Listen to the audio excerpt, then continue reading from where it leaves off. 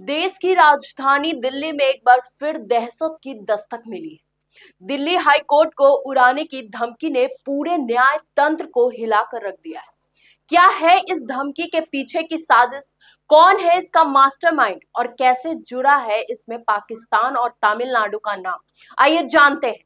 दिल्ली में बम की धमकियों का सिलसिला थमने का नाम नहीं ले रहा। अब देश की न्याय व्यवस्था के सबसे अहम स्तंभों में से एक दिल्ली हाई कोर्ट को बम से उड़ाने की धमकी मिली।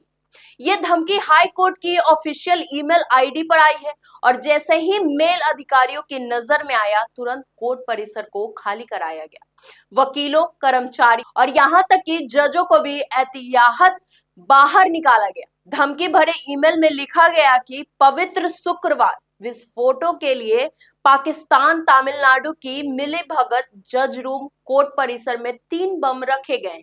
दोपहर 2 बजे तक खाली करा दे। घटना के बाद कोर्ट परिसर में बम निरोधक दस्ते, बॉम्ब डिस्पोजल स्क्वाड को बुलाया गया है। डॉग स्क्वाड, मेटल डिटेक्टर्स और पूरी जांच टीम पूरे इलाकों को खंगाल रही है।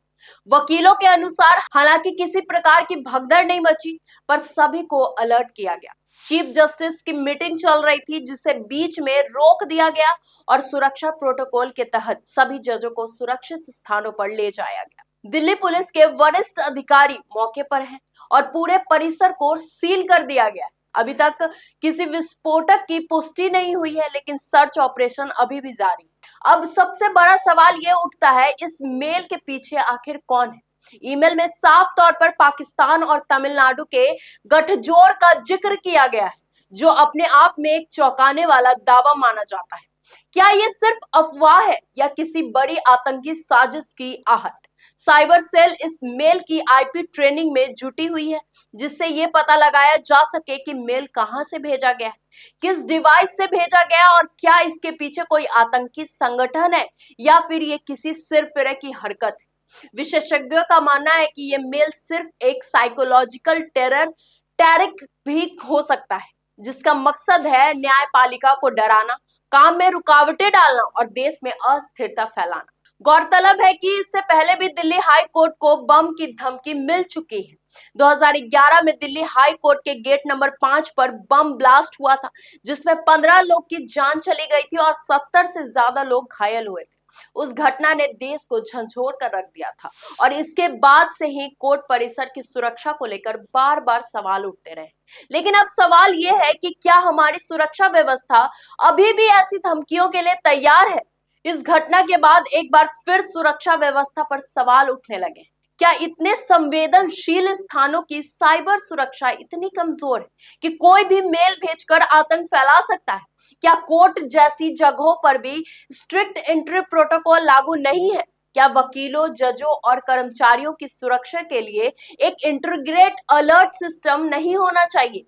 अब इस धमकी को लेकर गृह मंत्रालय, दिल्ली पुलिस और खुफिया एजेंसियां एक्टिव हो चुकी हैं। सूत्रों के अनुसार इस पूरे मामले को high priority national security threat के तौर पर लिया जा रहा है।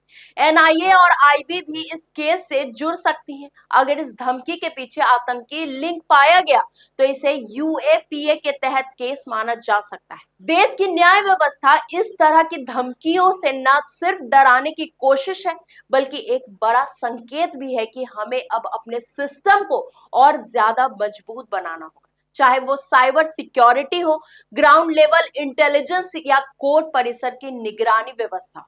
फिलहाल राहत की बात यह है कि किसी तरह की विस्फोटक सामग्री नहीं मिली है, लेकिन यह घटना हमें एक बार फिर आगाह कर गई है कि सतर्कता में ही सुरक्षा है। हमारी नजर इस मामले की हर अपडेट पर बनी रहेगी। आप भी अपनी राय कमेंट में हमें जरूर बताएं। अगर आपको ये वीडियो पसंद आई हो तो चैनल को लाइक करें, शेयर करें, सब्सक्राइब करना बिल्कुल ना भूलें। तब तक के लिए धन्यवाद।